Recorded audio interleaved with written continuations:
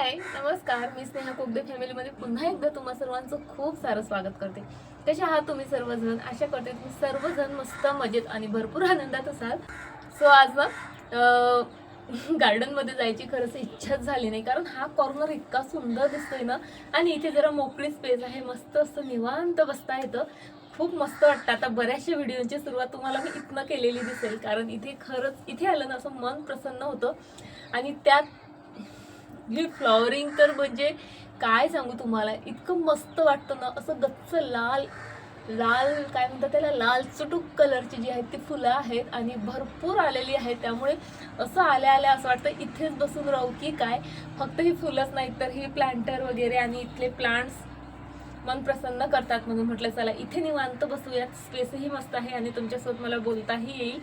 तुम्ही हिवाळ्यासाठी जर एक मस्त फ्लॉवरिंग प्लांट शोधत असाल ना, तर आजच घेऊन या। तुम्हाला सांगते, कलांचूचं प्लांट हिवाळ्यात हे इतकं ब्लूम करतं ना, आणि याची फुलं 1-2 दिवसात जात नाही, चांगली 15-15 1-1 2-2 महिने टिकतात।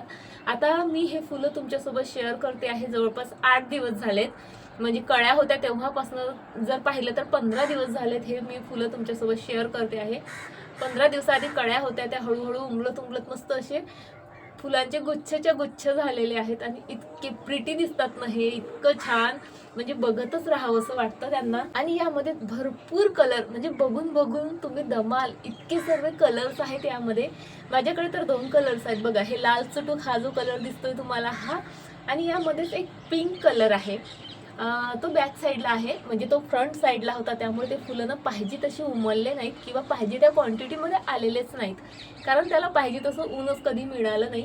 आणि हे जे इतकं तुम्हाला रेड रेड दिसतंय सर्व, हे ना त्या साईडला होतं, तिकडनं त्याला भरपूर ऊन मिळालं होतं, त्यामुळे ते मस्त ब्लूम झालेत। आणि मागच्या साईडला जे पिंक कलरची फुलं होती त्याला ऊन मिळालं नाही, त्यामुळे ते काही पाहिजे तसे फुलले नाहीत। आता म्हणून मी जे आहे प्लांटर असं फिरवलं, ते उन्हाच्या दिशेने केलीत आणि ही या दिशेने केलीत, म्हणजे त्याचा मला भरपूर आनंदही घेता येतोय आता। आणि त्या पिंक फुलांना कसं पाहिजे तसं ऊनही मिळेल आता। इतकं छान म्हणजे हे फुलंच नाही बरं का, हे प्लांटर वगैरे बघून सुद्धा इथे ना खूप मस्त वाटतं बसायला वगैरे। एक माझा हा आता ना म्हणजे खूप छान कॉर्नर बनलाय, पाहिजे तेव्हा मी इथे बसून जे आहे व्हिडिओची स्टार्टिंग म्हणा किंवा छोटे मोठे DIY ते बनवू शकते। छान एक बॅकग्राऊंड मला इथे मिळतोय। फक्त प्रॉब्लेम या प्लांटरचा आहे, हे प्लांटरही मी कलर केलं असतं, म्हणजे आधी तर माझ्या डोक्यात आलंच नाही खरं सांगते, पण कालपासून घोळतंय हे माझ्या मनात की हे प्लांटर कलर करायला पाहिजे। पण प्रॉब्लेम काय आहे, हे कलांचूचं प्लांट खूप नाजूक आहे, खूप असं जोरदार असा धक्का जरी लागला ना त्याचं पान तुटतं आणि त्याची डहाळी पण तुटते, त्यामुळे मी त्या बाबतीत आता रिस्क नाही घेऊ शकत। एकदा का या फ्लॉवर्सचा सीझन गेला की मग काय करेल, मी कटिंग करेल या प्लांटची मस्तपैकी, आणि त्यानंतर हे प्लांटर जे आहे छान असं कलरिंग करेल काहीतरी।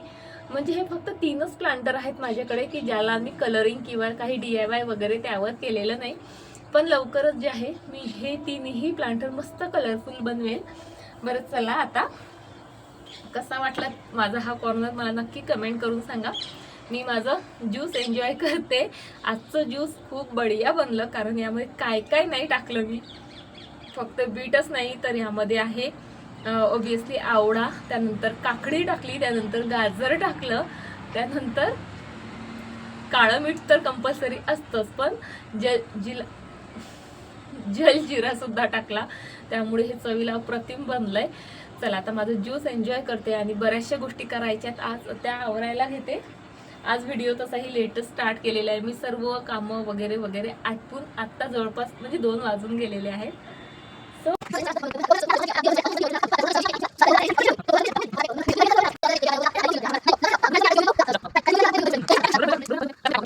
सो आता झाले 4:20 आणि आरोही आली 4:05ला।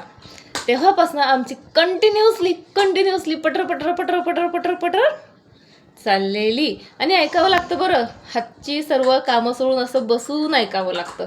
स्कूलमध्ये पाऊल टाकलं तेव्हापासून कोण काय काय काय म्हटलं, कसं कसं झालं, कोणत्या टीचरनी काय शिकवलं, आणि आज तर मॅडम खूप साऱ्या बिझनेस आयडिया घेऊन आल्यात। स्किल काय म्हणते अरू मम्मा, टॅलेंट काय काय ग मम्मा, हा जमाना स्किलचा आहे, स्किलचा। भोकमपट्टी करून अभ्यास करून मार्क्स आणून काही फायदा नाही, स्किल डेव्हलप केल्या पाहिजे असं आरोहीचं म्हणणं आहे. म्हणजे तू हे कारण देऊन अभ्यासाला सुट्टी नाही मिळणार आहे तुला. मोठी आली मार्क्स मार्क्स मार्क. आणि मी कधी ग तुला मार्क्ससाठी रागवली किंवा मार्क्स मला पाहिजेतच खूप छान असं कधी झालं ग? बापरे, कोणी ऐकून घेईल, बंद कर कोणी. मुलामध्ये आणि मुलीमध्ये बघा किती फरक असतो. आरोहीला म्हणजे म्हणावं लागतं अगं बाई शांत हो ग, आणि पिहूला विचारावं लागतं अरे सांग बाबा काय काय झालं स्कूलमध्ये, कसं काय शिकलास, कसा गेला तुझा दिवस, तर तो बोलायला तयार नसतो. शांततेत आन्सर द्यायचं आणि समजून घ्यायचं मी अशी का बोलत आहे. तू पण आपल्याकडे जे फिश आहेत ना आरू, ऐक. तर मला असं वाटत आहे की ते आपण आता नदीत सोडून देऊ. ऐक ना ओव्हर रिॲक्ट करू नको. मग ऐक ना, ओव्हर रिॲक्ट करायचं नाही. ऐक, त्यामुळे मला खूप त्रास होतो. दर 15 दिवसाला 10-12 दिवसात मला ते साफ मग मला खूप त्रास होतो. मग तुला काय माहिती? What is emerged? Decision confirmed. बस लिया नहीं फेंकी जाएगी. मम्मा असं नको करू. मी माझा अर्धा तास घालवला या दोघांना कन्व्हिन्स करण्यासाठी, पण दोघंही ऐकायला तयारच नाहीत. खरं सांगते आता ना मी भयंकर कंटाळले, भयंकर. आता नकोसं झालं आहे मला ते फिश न ऑल दॅट थिंग्स. कारण माहिती आहे का माझा खूप सारा वेळ त्यातच जातो. म्हणजे आठवड्यातनं नाही तरी 10-12 दिवसातनं ते मला क्लीन करावं लागतं. आणि त्या फिश इतक्या घाण करून ठेवतात ना, खरं सांगते. आधी जेव्हा आम्ही घेऊन आलेलो तेव्हा फक्त 5 फिश आणल्या होत्या. 5च्या आता कमीत कमी 30 तरी आहेतच, आणि जास्तीत जास्त कधी त्या 50 आणि 100ही होतात. खरंच सुरुवातीला ह्या सर्व गोष्टी म्हणजे छान छान वाटतात, पण माहिती आहे का आता करता करता नाकी नऊ आलेत माझ्या. इथे मी आरोहीच्या पप्पांनाही कन्व्हिन्स करायचा प्रयत्न करते, पण त्यांचं हे म्हणणं मला काय विचारते तू मुलांनाच विचार, आणि मुलं काही ऐकायला तयारच नाहीत. बरं चला, कालच हा जो वॉटर फाउंटेन आहे तो क्लीन केला होता मी. आज फायनली सेट केला, आणि आता त्यामध्ये पाणी आणि फिश दोन्हीही टाकते आहे. आणि तेही माझ्या इच्छा नसताना. आता घरचे ऐकतच नाही तर काय करणार नाही का. आणि या फिशला खरंच खूप कंटाळले मी. आता ह्या एवढ्याशा जगमध्ये जरी असतील ना तरी जवळपास 30 आहेत, आणि ह्या 30 फिश जे आहे माझा पूर्ण फाउंटेन घाण करून टाकतात. घेऊन आलो होतो तेव्हा फक्त 5 आणल्या होत्या आम्ही, आणि 5च्या माहीत नाही कितीतरी झाल्यात आता. आय विश की लवकरात लवकर मी ह्या नदीत सोडून देईल, नक्कीच देईल, कारण नको आहेत मला त्या आता, खरंच नको आहेत. खूप कंटाळले मी तिला. बरं चला, बाय द वे हा माझा कॉर्नर कसा दिसतो आहे मला नक्की कमेंट करून सांगा. इतका मस्त वाटतं ना इथं बसायला. एखाद्या जंगलातून एखादा छोटासा जो मिनी धबधबा असतो बघा, तो वाहत असतो, आणि त्याचा कसा मस्त खुळखुळ खुळखुळ आवाज येतो जेव्हा तो वरनं वाहतो. तसंच काहीसा भासणं इथे होतं. असं वाटतं माझी बाल्कनी म्हणजे माझं मिनी जंगल, आणि त्यातनं वाहणारा हा छोटासा ओढा, किंवा काय म्हणतो त्याला, मिनी धबधबा म्हणू शकतो. सो खरंच खूप मस्त वाटतं इथं. बरं चला, म्हणजे जिथे चान्स मिळेल तिथे मी माझ्या गार्डनचं वगैरे स्तुती करत असते नाही का. पण काय करू, मला आवडतंच तितकं ते की त्याबद्दल बोलल्याशिवाय मला राहवतच नाही. सो उद्या नाही परवा जे आहे अश्विनीकडे हळदी कुंकू आहे, आणि तिला ना या चार्ट पेपरपासनं विठ्ठलचं कटआउट करून पाहिजे होतं. सो तेच चाललेलं बघा. मी ना तिला हक्काने काहीही काम सांगते माहिती आहे का, अगदी काहीही. म्हणजे असं काही कार्यक्रम असेल, आता गणपती असू देत, काही असू देत, मला मदत हवी असली ना, अश्विनी ये ग, अश्विनी कर ग, अश्विनी धर ग, असं जे आहे माझं चाललेलं. पण ती इतका विचार करते मला काही सांगताना. सो शेवटी आज मी तिला म्हटलं का गं बाई, काय इतकी तू म्हणजे इतकी का हेजिटेट करते. बोलते नाही ताई तुम्ही खूप बिझी असता, तुम्हाला कामं असतात, व्हिडिओचीही कामं असतात. आणि खरंच ती ना माझी धावपळ बघत असते ना, त्यामुळे कदाचित तिला असं वाटलं असेल. पण मलाही वाटतं तिलाही कधीतरी हेल्प करावी म्हणून. सो तिला म्हटलं आण बाई इकडे, दोघी मिळून पटकन जे आहे करून घेऊ. मला वाटलं होतं पटकन जे आहे आम्ही करून घेऊ, पण वाटलं तितकं सोपी नव्हतं हे काम. खूपदा काढलं खोडलं, आणि त्याहीपेक्षा म्हणजे कट करताना वेळ लागला, कारण थोडंसं इकडे तिकडे कट झालं असतं तर आमचा शेप चेंज झाला असता. आणि जिथे आतमध्ये कट करायचं होतं तिथे तर खरंच बऱ्यापैकी हार्ड गेलं, पण तरी खूप छान दिसतंय. इथे जे काही देवाचे दागिने दिसत आहे, टिक्का दिसतोय ना, तो सुद्धा आम्ही या पेपरपासूनच बनवलेला आहे. अगदी मस्त सुंदर दिसतंय खरंच. आणि सोबतच रेखीव पण दिसतंय छान. आणि मी काय केलं, इथे प्रॉपर व्यवस्थित चिपकवलेलं नाही बघा, कारण मग काढताना वगैरे फाटायची भीती असते. म्हणून फक्त एका ठिकाणी वरच्या साईडला डबल टेप लावला छोटासा आणि तिथे चिपकवलंय फक्त तुम्हाला दाखवण्यासाठी म्हणून. पण खरंच खूप सुंदर जमलंय ते, म्हणजे अपेक्षा तिनेही केली नव्हती आणि मीही नाही. पण छान जमलंय. तुम्हाला आवडलं की नाही ते तुम्ही मला नक्की नक्की नक्की कमेंट करून सांगा. आणि हो, तुमचंही हळदी कुंकू आणखी बाकी असेल तर तुम्ही ही आयडिया सेव्ह करून घेऊ शकता. खूप छान डेकोर करता येतं याने सुद्धा. आणि खर्च विचाराल तर फक्त 20 रुपये लागलेत. एक ब्लॅक कलरची शीट लागली आणि ऑरेंज कलरची एक लागली, बस 20 रुपयात बघा किती सुंदर डेकोरेट झालं.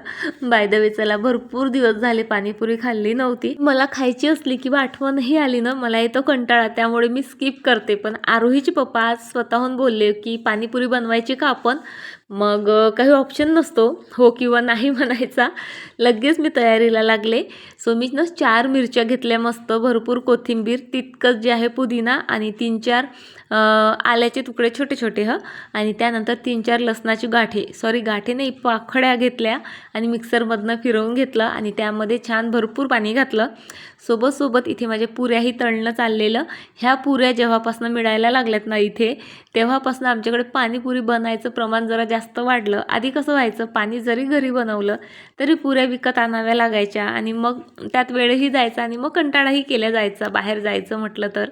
पण आता घरी सर्व अवेलेबल असतं, त्यामुळे आमच्याकडे नेहमी पाणीपुरी बनत असते. पुऱ्या तळून झाल्यात माझ्या, आलू शिजायला ठेवला पाण्यामध्ये. आता इथे बघा मी काळं मीठ आणि एव्हरेजचा जो पाणीपुरी मसाला येतोय ना, तो घालते आहे. त्याने पाणीपुरीला मस्त अशी चव येते.